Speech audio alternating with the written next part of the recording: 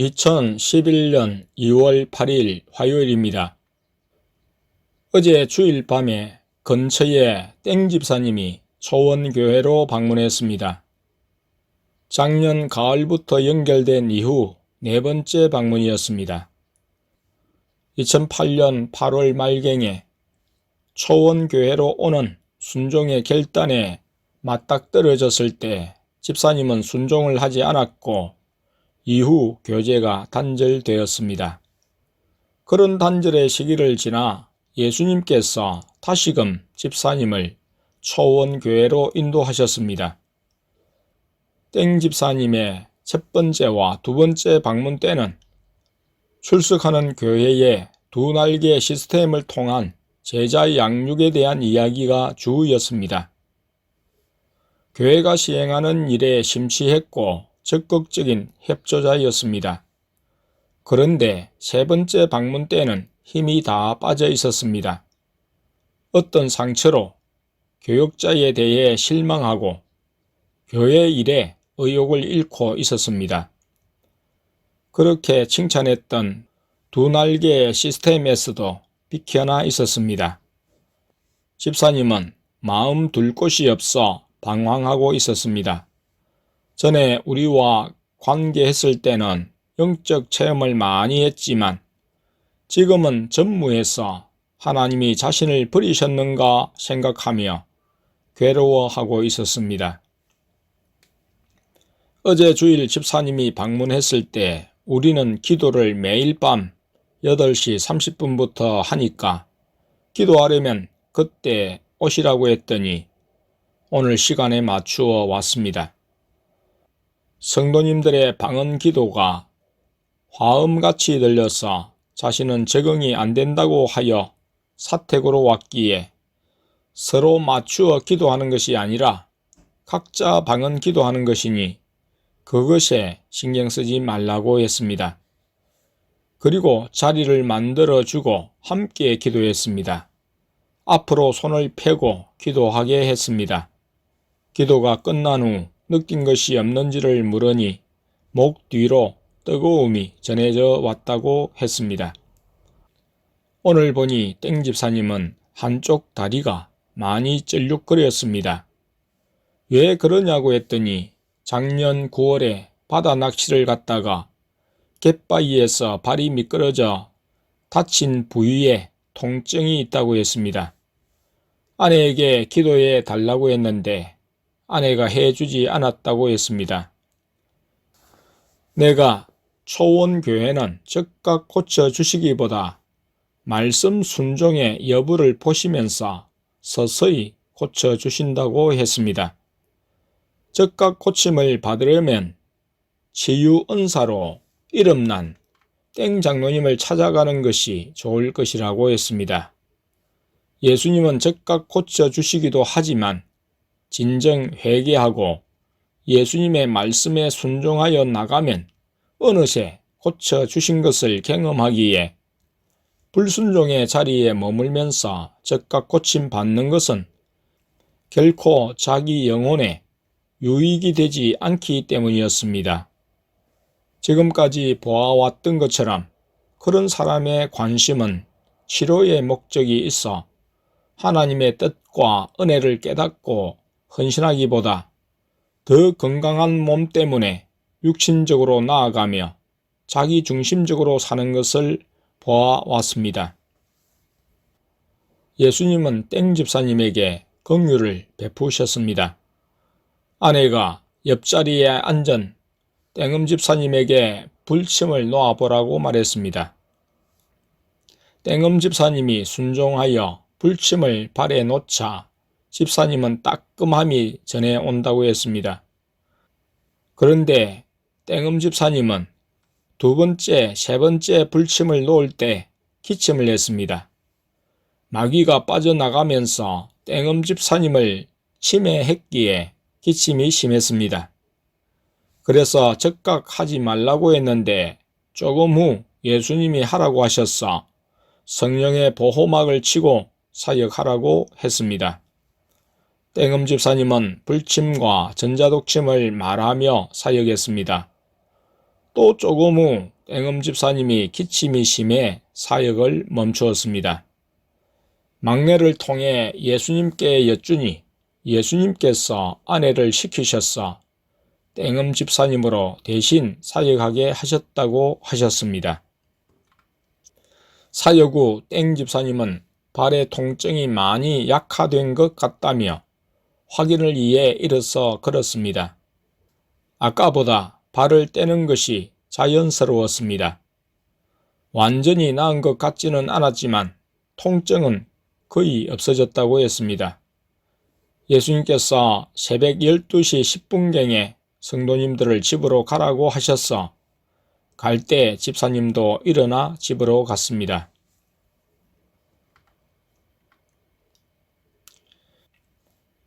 (2011년 2월 12일) 토요일입니다. 오전 11시가 넘어 띵국에 있는 땡 선교사님이 초원교회를 방문했습니다. 예고 없는 갑작스러운 방문이었습니다. 공식적인 귀국은 아니었고 비공식적인 귀국으로 일주일 전에 한국에 나왔다고 했습니다. 아내와 나는 목사님을 땡땡군으로 인도해서 점심을 함께하고 다시 사택에서 이야기를 나누었습니다. 마침 학원에서 돌아온 둘째가 있는 방에 들어가 아내가 예수님께 선교사님에게 얼마를 드리면 될까요? 하고 여쭈니 예수님께서 선교사님에게 50만 원을 주라고 하셨다고 했습니다. 어제 낮에 통장 잔고를 확인했을 때는 10여만 원만 있었습니다.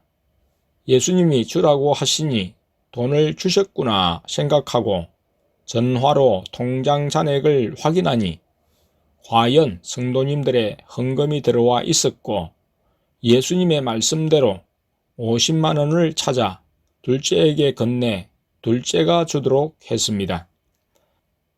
내가 전달하면 내가 도와주는 것으로 생각하며 예수님의 행하심과 예수님께 영광 돌리는 것을 막을 수 있었습니다. 둘째는 예수님이 주라고 하셨다고 말하며 전달했습니다. 선교사님은 나와 아내로부터 예수님의 인도하심에 대한 간증들을 듣고 자신의 생각도 이야기를 했습니다. 전과는 달리 선교사님은 선교 현장에서 하나님의 인도 속에 많은 것을 깨닫고 숫자보다 질적인 부분의 중요성을 강조하며 현지인들을 예수님께 인도하고 있었습니다. 선교사님은 오후 5시경까지 머물다가 부산에서 저녁 약속을 했다며 떠났습니다.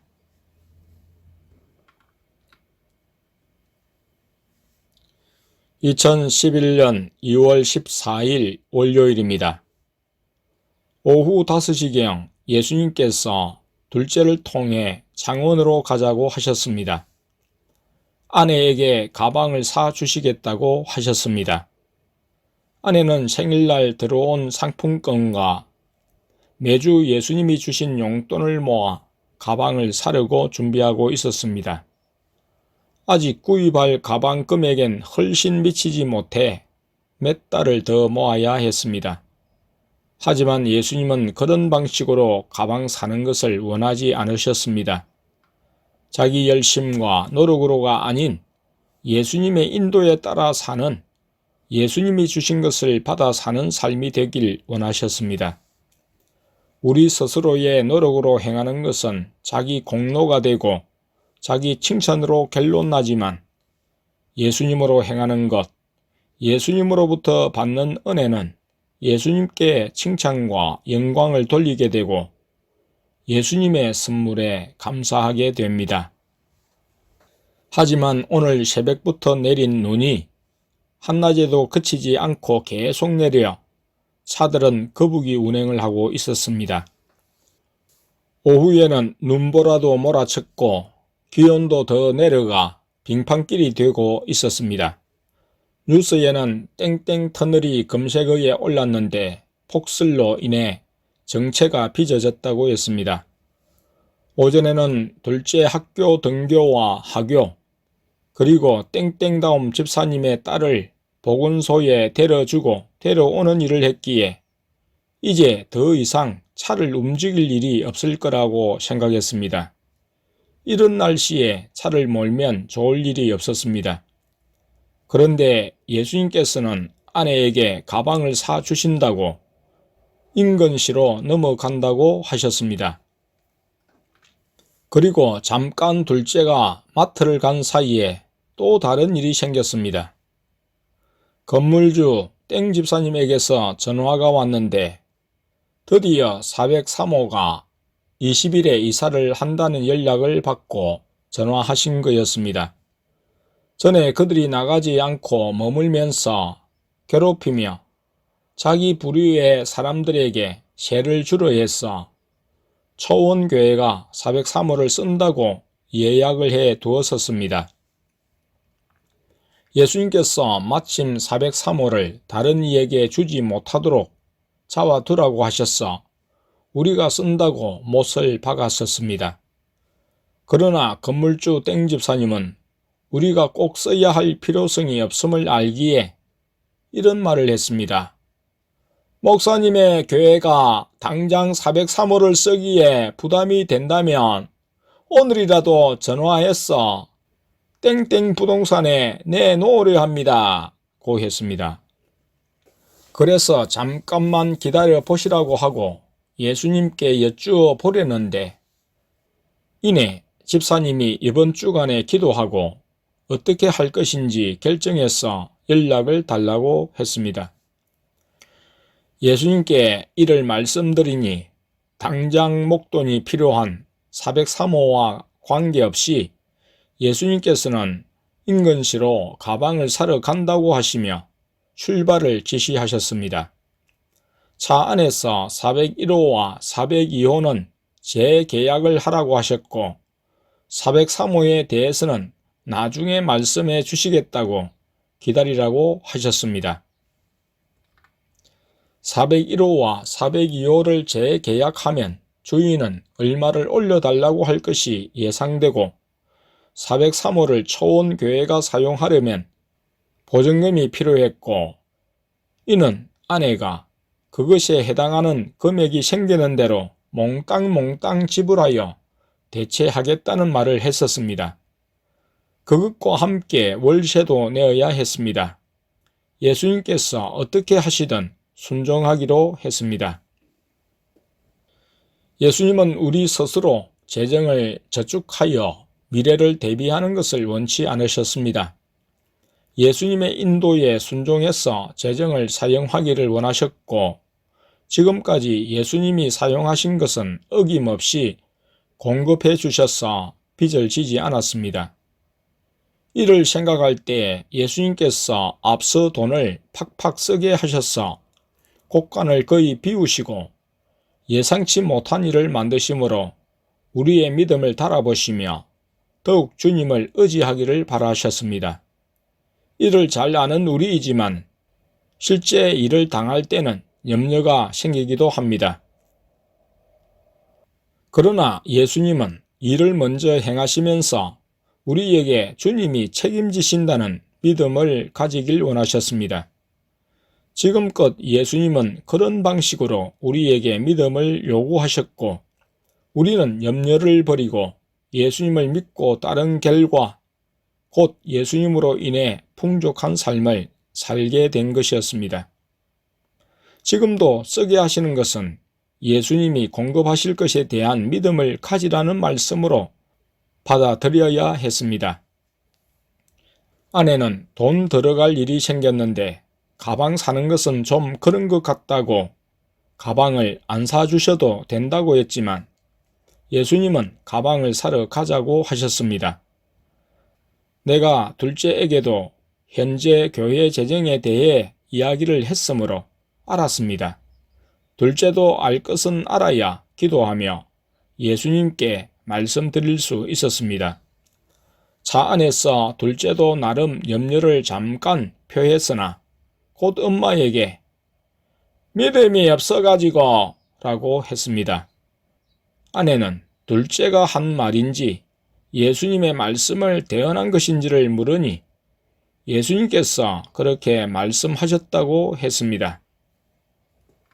예수님께서 인근시로에 출발을 명하셔서 인근시로 올라가는 길 입구를 들어섰습니다.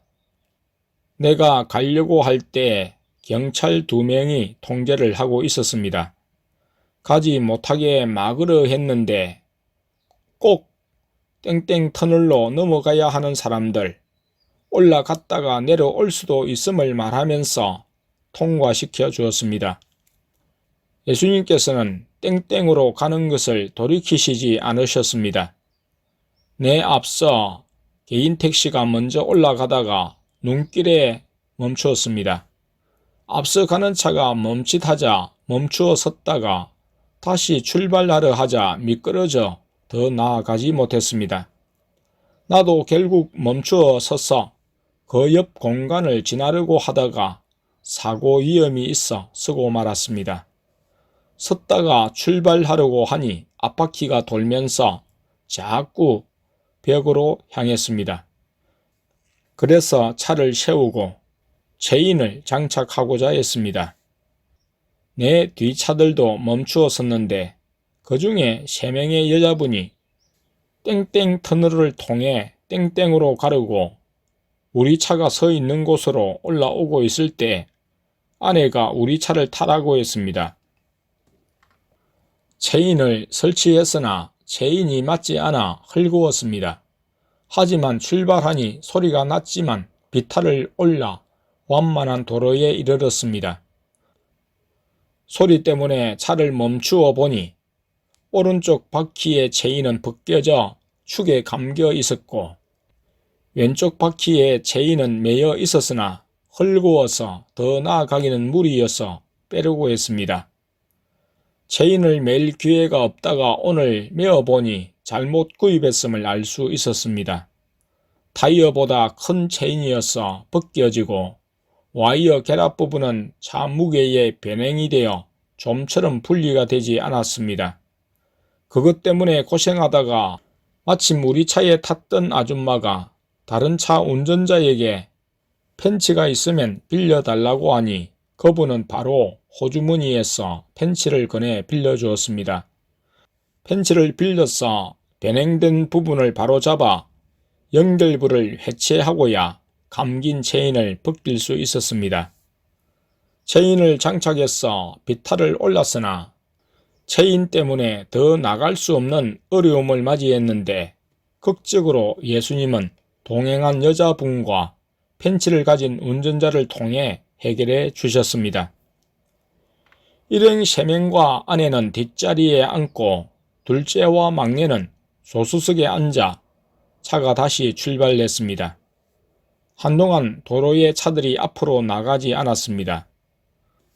어떤 이들은 차를 돌려 역주행으로 지역으로 돌아오는 차도 있었고 휴게소 근방에서는 열어둔 중앙 분리대로 회전하기도 했습니다. 그러나 차가 서서히 움직이기 시작하면서 땡땡 터널을 지날 수 있었고 동행한 3 여자분 중 한 분은 땡땡정 시장 쪽 버스 승강장, 한 분은 땡땡 도서관 맞은편 승강장, 한 분은 땡땡 백화점 근처에서 내렸습니다. 우리는 백화점에 7시경에 도착했고 예수님께서 아내에게 가방을 사게 하셨습니다. 그리고 땡땡다움 집사님 가정에 사진기를 사주게 하셨습니다. 지역으로 오는 길은 느리긴 했지만 밀리는 일 없이 잘 올 수 있었습니다. 그냥 집에 있으면 아무 일도 없을 것인데 예수님은 눈길에 운전을 하게 하셔서 어려움을 겪게 하시며 그 어려움과 싸우게 하시고 극적으로 어려움에서 탈출하도록 도와주셨습니다. 땡땡으로 가는 길이 막혀 움직이지 않았지만 인내해야 했고 얼마간 가다가는 지역으로 되돌릴 수 있는 길이 열렸지만 예수님은 땡땡으로 가야 된다고 하셨습니다. 예수님이 이렇게 하실 때는 반드시 예수님께서 땡땡으로 가게 해 주실 것임을 말씀해 주는 일이므로 예수님을 신뢰해야 했습니다. 생각컨대 우리 차가 서지만 않았다면 일행 여자들을 만나 도울 수 없을 일이었습니다. 예수님은 그들을 위해 우리 차를 멈추어 서게 하시고 그들을 태워 땡땡으로 내려주는 임무를 하게 하셨습니다. 그들은 서로 알지 못하는 사람들인데 땡땡번 버스에서 만난 사람들이었습니다. 목적지가 다 땡땡으로 눈으로 버스 운행이 종료되므로 서로 합심하여 갈 길을 찾는 중 우리를 만난 것이었습니다. 그들은 각각 5,000원씩을 거두어 차비로 쓰려 했는데 그것을 감사의 마음으로 우리에게 주고자 했습니다. 자녀들의 용돈으로 주고자 하는 것을 아내가 받을 수 없다고 하니 아내가 나를 목사님으로 부르므로 목사인 것을 알았습니다. 아내가 대신 예수님을 믿으라고 하자 교회 헌금으로 드리라고 하면서 막내의 손에 쥐어 주었습니다. 그들은 예수님을 믿는 사람들은 아니었으나 예수님은 그들을 도우셨고 그들은 우리의 수고에 감사했습니다.